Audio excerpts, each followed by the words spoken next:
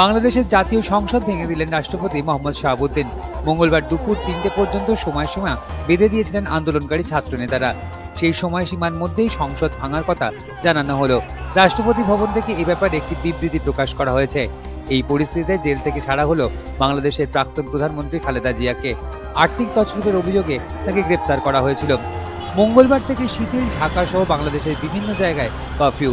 কিন্তু তাতে কি বাংলাদেশের পরিস্থিতি স্বাভাবিক হলো? এই প্রশ্ন তুলে দিল প্রথম সারির দৈনিক প্রথম আলো। তাদের বিভিন্ন প্রতিনিধিদের দেওয়া খবরে দাবি করা হয়েছে, সরকারি অফিস কাছারি খোলা থাকলেও উপস্থিতির হার ছিল নগণ্য। এমনকি স্কুল কলেজে দেখা পাওয়া যায়নি পড়ুয়াদের। এদিকে সোমবারের পর মঙ্গলবারও দেশের বিভিন্ন অঞ্চল থেকে উঠে আসে হিংসার ছবি। বাংলাদেশের দৈনিক প্রথম আলোর খবর, গত রবিবার আন্দোলনকারীদের হামলায় এনায়েতপুরে জ্যান্ত পোড়ানো হয়েছে 14 জন পুলিশ কর্মীকে। ওই দৈনিকের খবর, সেই সময় থানার মধ্যে কাজ করছিলেন 40 জন। এছাড়াও দেশের বিভিন্ন কোনায় আওয়ামী লীগের সাংসদ এবং সমর্থকদের উপরে হামলার অভিযোগ করা হয়েছে। নোয়াখালীতে আক্রান্ত হয়েছেন বাংলাদেশের প্রাক্তন খাদ্যমন্ত্রী।